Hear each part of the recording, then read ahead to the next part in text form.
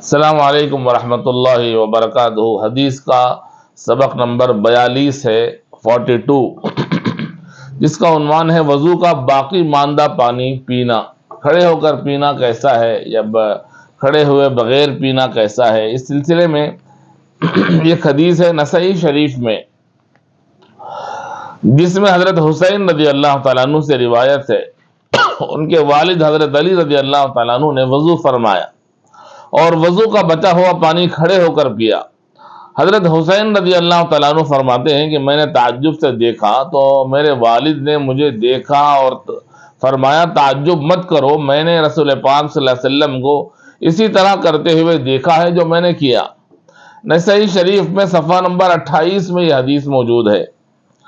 اسی طرح ایک اور حدیث میں ایک صحابی کہتے ہیں کہ ہم نے حضرت علی رضی اللہ تعالیٰ عنہ کے ساتھ ظہر کی نماز پڑھی، پھر اب میدان کی طرف نکلے، آپ نے برتن منگوایا جس میں پانی تھا، آپ نے کلی کی، ناک میں پانی ڈالا، ہاتھ منہ دھویا، سر کا مسح کیا اور پیر دھویا، یعنی وضو فرمایا اور اس کے باقی پانی کو کھڑے ہو کر پیا۔ فرمانے لگے کہ لوگ کھڑے ہو کر پینا مکروہ سمجھتے ہیں، جس طرح حضور اکرم صلی اللہ علیہ وسلم نے کیا تھا میں نے بھی اسی طرح کیا۔ ابن خزیمہ میں یہ روایت موجود ہے۔ چنانچہ ان باتوں سے معلوم ہوتا ہے کہ کھڑے ہو کر پیا ہے حضرت علی رضی اللہ تعالیٰ عنہ نے، لیکن امام بخاری رحمۃ اللہ علیہ نے بھی وضو کے باقی بچے ہوئے پانی کو صرف پینے کا ذکر کیا ہے، کھڑے ہو کر پینے کا ذکر نہیں فرمایا۔ مختلف حدیث کی کتابوں میں وضو کے پانی کو کھڑے ہو کر پینے کی مختلف روایتیں موجود ہیں۔ ابو داؤد صفحہ نمبر 16 جلد نمبر 1، نسائی شریف صفحہ نمبر 28 جلد نمبر 1، بیہقی میں ہے، ترمذی میں ہے، ابن ابی شیبہ میں ہے، طحاوی شریف میں ہے، مصنف ابن عبد الرزاق میں ہے۔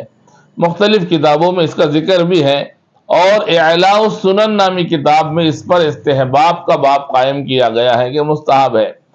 اس سے ہٹ کر فقہ کے حوالے سے علامہ شامی رحمۃ اللہ علیہ نے بھی اس کو ذکر کیا ہے۔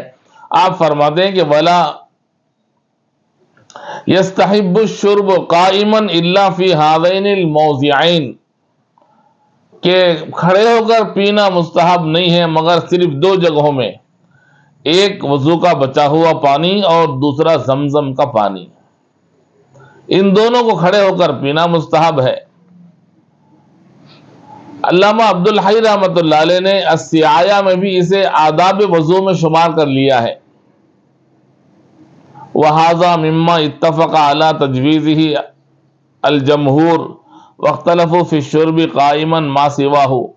علامہ شامی رحمۃ اللہ علیہ نے وضو کے باقی ماندہ پانی کا پینا کھڑے ہو کر یا بیٹھ کر، وضو کے بچے ہوئے پانی کے پینے کو علامہ شامی رحمۃ اللہ علیہ نے بیماریوں سے شفا کا سبب بھی بتایا ہے۔ اللہ تعالی ہمیں ان باتوں پر عمل کرنے کی توفیق عطا فرمائے۔ اس لیے ہم نے اکثر اپنے بڑوں کو دیکھا اور نمازیوں کو دیکھا کہ وہ وضو کرنے کے بعد چند قطرے ہی صحیح وضو کا بچا ہوا پانی اپنے منہ میں ڈالتے ہیں، پیتے ہیں، اور یہ اسے باعث برکت سمجھتے ہیں۔ اللہ تعالی ہمیں عمل کی توفیق عطا فرمائے۔ السلام علیکم ورحمۃ اللہ وبرکاتہ۔